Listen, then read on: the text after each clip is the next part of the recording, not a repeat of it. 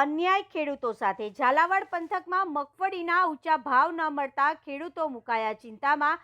સરકારે ખેડૂતોને વધુ એક લોલીપોપની ઓફર। સાયલાના કેસર પરના ખેડૂતો ટેકાના ઊંચા ભાવ મળે તે માટે સરકારને વિનંતી કરી રહ્યા છે। જગતના તાજ સાથે વારંવાર અન્યાય થતા ખેડૂતોમાં આક્રોશ જોવા મળ્યો। ખેડૂત સેવા સંગઠન દ્વારા આવેદનપત્ર પણ આપવામાં આવ્યું। મગફળી રજીસ્ટ્રેશનમાં સમય મર્યાદા પણ વધારવામાં આવે। ખેડૂતોની માંગ છે કે 100% મગફળીની ખરીદી કરવામાં આવે। ખેડૂતોની મગફળી સેટેલાઇટ સર્વે રદ કરવામાં આવે। આવનારા સમયમાં ખેડૂતોને યોગ્ય ભાવ ન મળે તો ખેડૂતો સેવા સંગઠન દ્વારા આંદોલનની ચીમકી ઉચ્ચારી। અહેવાલ રોહિત આર જતાપરા। શું આપનું નામ? મારું નામ રમેશભાઈ મેર, ખેડૂત સેવા સંગઠન ગુજરાત અધ્યક્ષ। આજે અમે સાયલા તાલુકાના કેસરપર ગામે આવ્યા છે, જ્યાં ખેડૂત જે મગફળી પકવે છે। હાલમાં જ આપણે તમે જુઓ કે સરકારનો જે અનગઢ નિયમ છે, જે એ લોકોએ ફતવો બહાર પાડ્યો છે। આમ જુઓ તો ખેડૂતની આ સરકાર જ નથી, ક્યાંક ને ક્યાંક ઉદ્યોગપતિની સરકાર હોય એવું લાગે છે। ગયા વર્ષે જે આવતાના સમયમાં જે MSP પ્રમાણે એક દાણાથી માંડીને ગમે એટલી હજારો મણ કદાચ કોઈ પણ ઉત્પાદન આવે તો એ ખરીદવું એ સરકારની ફરજ છે। પણ તમે જુઓ કે સરકાર ખેડૂત સાથે કેવી રમત કરી રહી છે। એક તો મગફળીના રજિસ્ટ્રેશનના નામે ખેડૂતને લાઇનમાં રાખ્યા। રજિસ્ટ્રેશન થયા બાદ પણ એ લોકોને સેટેલાઇટ ઉપરથી એવું કહેવામાં આવ્યું કે સેટેલાઇટમાં તમારે ત્યાં મગફળી નથી પાકતી, નથી દેખાતી, જેથી તમારું રજિસ્ટ્રેશન કેન્સલ થાય છે।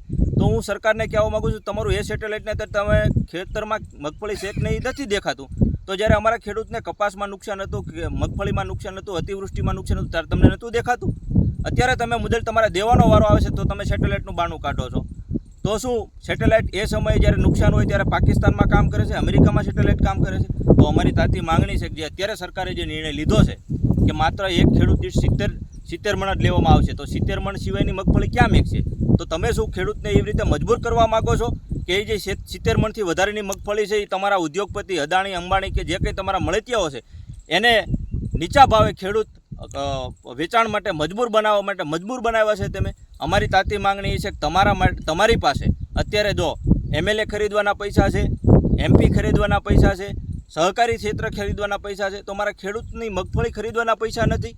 અમે તમારી પાસે માંગણી કરી છે કે તાત્કાલિક અસરથી જે આ તમે ફતવો કર્યો છે એ બંધ કરો। એક દાણાથી માંડીને હજારો મણ જે કંઈ ખેડૂતને પાકે એ લેવી તમારી ફરજ છે MSP પ્રમાણે, નહીંતર આ જે ખેડૂત છે એ બે પાંદડે થશે નહીં। આ માડીની તમે હાલત જુઓ, અંગ ઉપર પૂરા કપડાં રવા નથી દીધા, આનીથી કમનસીબી શું હોય? તો અમારી માંગણી એ છે કે તમે અત્યારે તાતી અસરથી ટોટલી 100% મગફળીની ખરીદી કરો। જે કંઈ તમે રજિસ્ટ્રેશનના નામે ધતિંગ કર્યું છે એ બંધ કરો, અને જે લોકોનું તમે કેન્સલ કર્યું છે એનો ફરીને તમે રીસર્વે તમારી રીતે કરાવી અને એ લોકોનું રજિસ્ટ્રેશન પણ લ્યો, એવી અમારી લાગણી અને માંગણી છે। શું તમારું નામ? સોમાભાઈ અરશીભાઈ। શું માંગ છે તમારી? અમારી માંગ એમ છે, આ અત્યારે ટેકાના ભાવ હતા, સરકાર અત્યારે ના પાડે છે, તો અમારા મગફળી લઈને ક્યાં મૂકવી? આ તો સરકારને લેવી પડે, જરૂરી છે। ખેડૂત હોય તે સરકારને શું કહેશો? અમારે એમ છે, માંગ એવી છે કે આ મગફળી રહી ખેડૂતની મગફળી કાયદેસર સરકારને લેવી પડે, જરૂરી છે। રજીસ્ટર કરવાનું ચાલુ હતું ને? રજિસ્ટરમાં એમ છે એ અત્યારે સરકાર ના પાડે। તો તમારે રજિસ્ટ્રેશન થયું કે નથી થયું?